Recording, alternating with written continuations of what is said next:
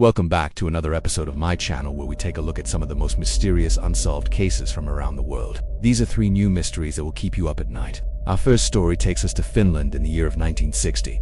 On March 4th, 1960, a young couple was camping at Lake Bodom with their friends. They had set up camp in the area for several days, skiing and having fun in the snow. The group consisted of 20-year-old Sebastian, his 18-year-old girlfriend Helena, their friend Maya, and Maya's 2 younger brothers, 15-year-old Sapo and 14-year-old Tuomo. At some point, the group decided to go out into town, so Sebastian walked the girls home while the boys went to get the car. When they arrived back at the lake, there was no sign of the girls. Now this was not unusual, as the girls often went off on their own to explore the woods surrounding the lake. But after a few hours, when they still hadn't returned, the boys got worried and began searching for them. They found their bodies lying next to each other on the ground. Both had been brutally murdered with multiple stab wounds. Their tent had been cut open and items like ski clothes and boots were missing. Whoever had attacked them had clearly intended to steal from them.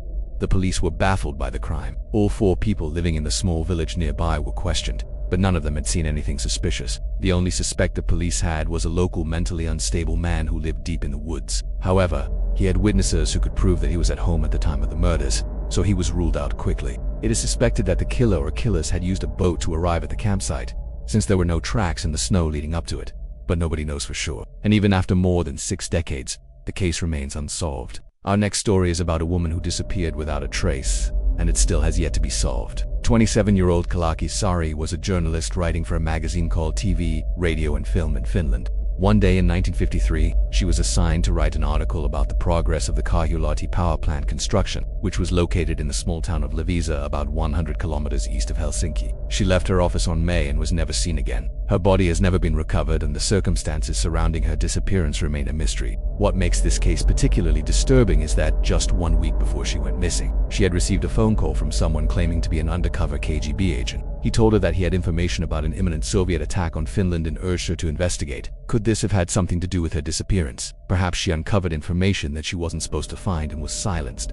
Or maybe it was all just a ruse to lure her away from her family and friends. What we do know is that the last person who saw her alive claimed that she had been acting strangely, and that she kept talking into a sleeve, as if she were holding a microphone. She also asked passers-by if they had seen a blonde woman with a camera, which is odd because Saari did not own a camera, and she never wrote about photography. Since her disappearance, there have been many theories as to what happened to her. Some believe that she ran away from home to escape her abusive husband, while others think she was kidnapped and taken across the border into Russia. The police investigated over 3,000 leads but never came close to solving the case. And to this day, her family is still hoping for answers.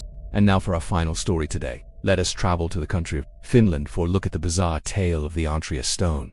This strange rock monolith stands over 3 meters tall and weighs over 20 tons. It was discovered in the early 1990s by locals in the small Finnish town of Antrea, hence its name. What makes this stone so mysterious is the fact that it appears to be completely out of place. The area around the stone is flat with low hills and scattered trees, and yet this massive rock monolith rises up out of the ground like a giant finger pointing towards the sky. There are no visible signs of erosion on the stone, which suggests that it has been here for thousands of years. But geologists have been unable to determine its exact age or composition. There are strange symbols and patterns carved into the stone, but they have yet to be decided. This has led to all sorts of wild theories about the stone's origin and purpose. Some say that it is a natural phenomenon caused by seismic activity, while others believe that it is evidence of ancient human activity. There are even some who claim that the stone is extraterrestrial in origin, perhaps a crashed UFO or a marker left behind by an ancient alien civilization. However, these claims are almost certainly false and based on nothing more than speculation. Most likely, the stone is simply a natural rock formation that has been eroding over time. Perhaps it was once part of a larger rock mass that has since been worn down by the elements. Whatever the case may be, the Antrea stone is a fascinating and mysterious object that continues to baffle scientists and locals alike. Now for our second story today, we travel to India to look at the eerie tale of Banga Fort. According to legend, this fort was once home to a powerful and prosperous kingdom, but it was cursed by an evil sorcerer, bringing ruin and destruction upon its people. The curse was said to be so powerful that anyone who enters the fort is doomed to suffer bad luck and misfortune. Many people have tried to break the curse, but all have failed and met with terrible consequences. Some have lost their minds, while others have died horrible and slow deaths. There are even rumors that ghosts roam the fort at night, forever trapped there by the curse. Despite the danger, people still visit the fort hoping to uncover its secrets, or perhaps to test their luck against the curse. The ruins are said to be haunted by the spirits of those who have died there, and many visitors have reported hearing strange noises, seeing apparitions and feeling sudden drops in temperature.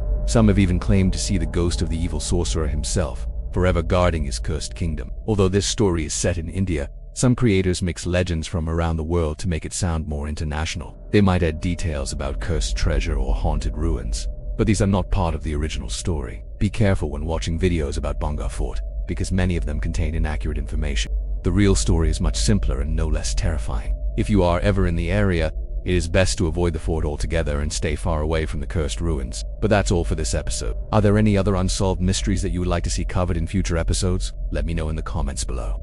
And as always, thanks for watching.